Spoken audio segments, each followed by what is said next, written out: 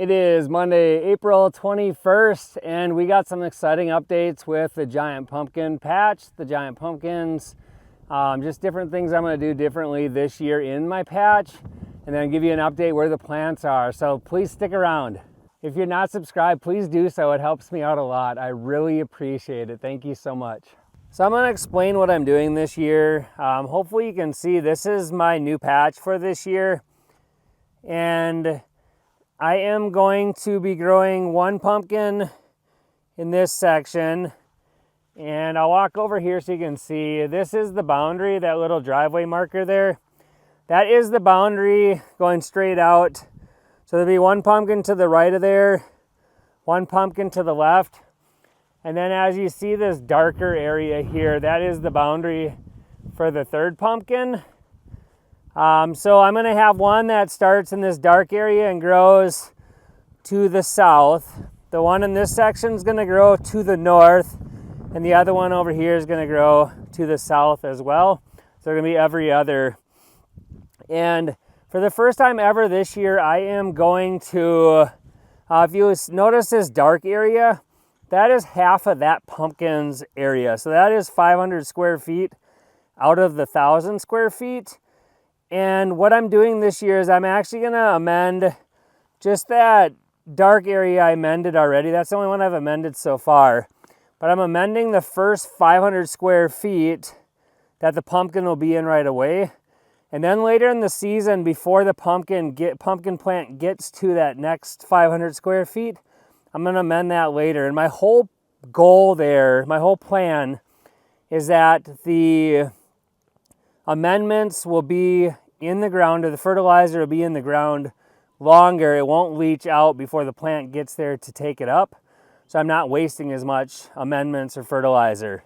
So that is the plan. So I will have amend that down there for this pumpkin, and then I'll have this closer section here amended once I find time to get to it. But just wanted to show you, that's my plan this year. Normally I just do the whole patch, and that's worked for me, but I want to try to see if I can keep more in the soil and push things further into the season. And the things I am planning to amend right now, or I guess I have amended and what I've purchased based on my soil tests, I won't go through the numbers, but I'll just give you an idea of what products I've used, and then I'll put the actual amounts per 500 square feet in the description of this video. So in this spot right behind me here, that I have amended, I put in lime, sulfate of potash, calcium nitrate, gypsum, magnesium sulfate, actually two different kinds of magnesium sulfate because I was able to find one locally. I put in some 9-23-30, bone meal, borax, zinc sulfate, and copper sulfate. Now, as I said before, I will put those quantities in the description for any giant pumpkin growers that are watching that and want to understand what I do. The other thing I wanted to talk about is the way I do it compared to others. I've seen others that take all their amendments and they put it into their spreader, like a grass seed spreader or a fertilizer spreader. They put it all in there and then just walk around. I worry that the finer stuff, the finer fertilizer amendments will sink to the bottom and they'll get put on in one spot and won't get spread out evenly. So what I ended up doing is I measure mine. I actually weigh mine, and I'll show some clips on this video while I'm talking about it. But I ended up weighing it on a scale, and then I walk around and I spread it by hand, each one. I'm not sure if I get it evenly spread out, but I feel like I got more control that way. And then the really fine amendments, like the powdery type stuff that you have smaller quantities, I tried this in the past. I tried to just spread it out by hand, and it was really hard to get even, especially when you have like a half an ounce of a product to spread over 500 square feet.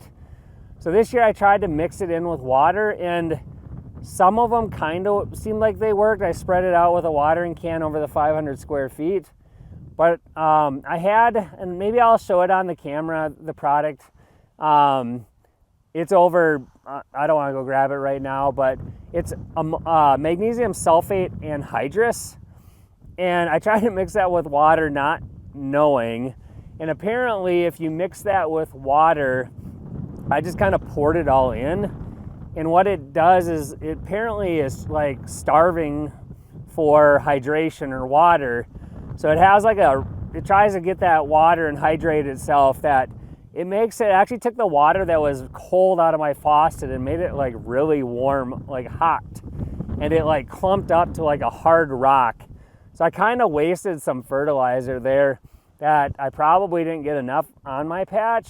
But luckily I had that other magnesium sulfate I put on here, so I got some in there, but I ended up getting like a really hard clumped up crust that I tried to break with like a stick and smash down, but I could not get through that. So if you do have magnesium sulfate anhydrous, don't put that in water to try to spread on your patch, because it didn't work well. So I'm gonna try to find, for the rest of my patch, I'm gonna try to find a calmer day and then spread it out by hand and see if that works. I'll probably end up taking all the powdery type smaller quantities and mixing those together and then spreading those out by hand, and hopefully that does a better job. But I learned something there. So in my last video, I showed you I was starting 9 different seeds. All 9 of those germinated. I had 100% success on germination.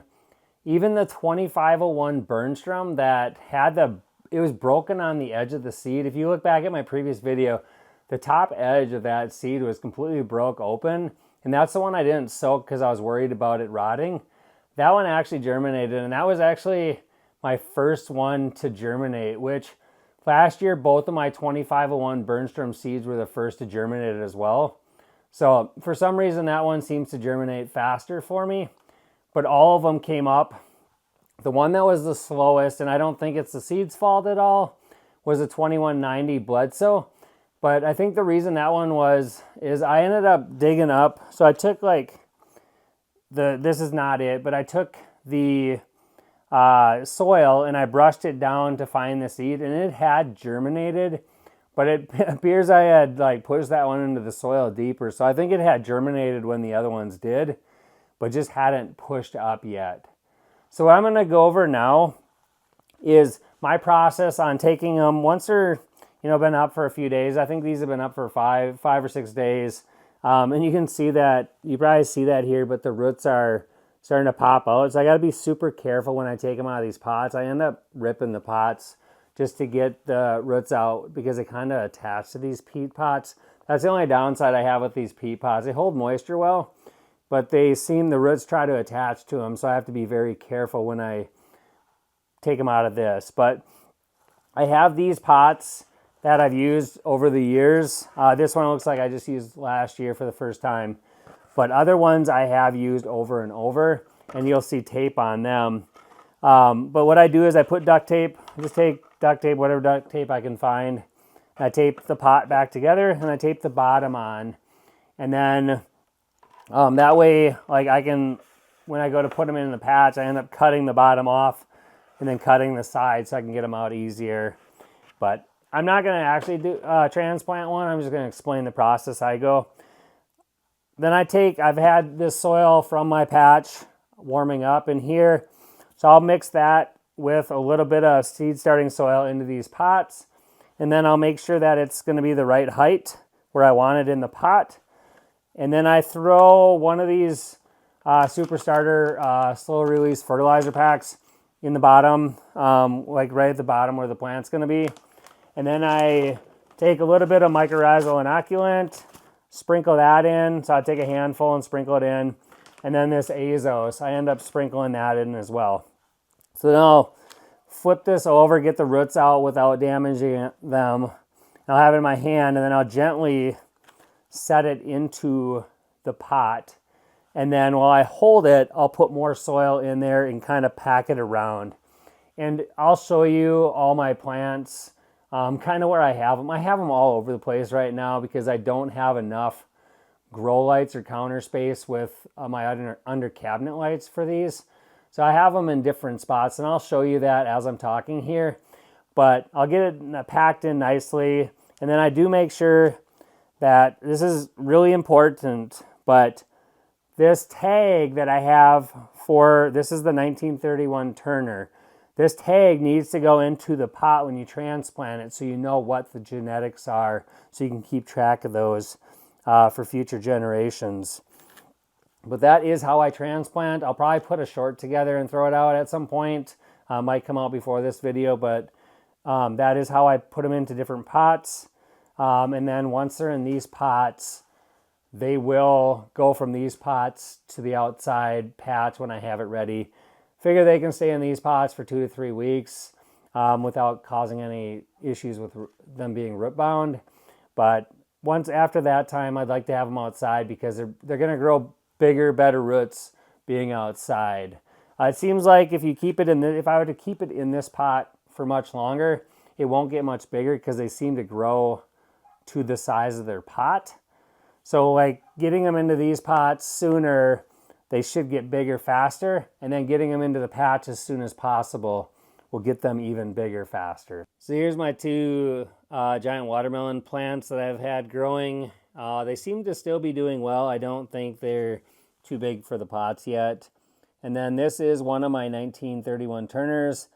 I usually end up with all my plants down at this window, just because it's the best south-facing window I have. But right now I only got one of them down here. It's the 1931 Turner. And I'll eventually probably end up with most of them down here once they're in the bigger pots, but just this one so far. I still have to transplant some into larger pots. These 4 are getting their light from the under cabinet lights in my kitchen. If you can tell based on these 2 getting an actual grow light, these are 2 of the 3 I actually want to grow this year. On the left is the 1931 Turner, and on the right is the 2177 Ford. This one in the bigger pot is the 2190 Bledsoe. As you can see, it looks like it's a little bit behind. And the one next to it is actually a 1970 and a half Turner, which is actually going to be a backup, but right now it's my best plant. So I'm here with some of my nutrients that I am putting in my patch this year, just to give you an idea what I am putting in. You can see it a little better, so you can see some of the products. But I'm not sponsored by any of these. I just thought I'd show them so you get a better idea of the quantity I'm going to end up putting in my patch, and just some of the different, I guess, brands. You got the borax, and then the sulfate products, and bone meal, and calcium nitrate, magnesium sulfate, and this I think might be lime. This is 0050, so it's sulfate of potash, and then most of the bags on the bottom are all gypsum. So thanks for following along. This is where we're going to wrap up. I do appreciate it. If you're not subscribed, please do so. I'm looking forward to a great 2025 season. Let's grow some big pumpkins.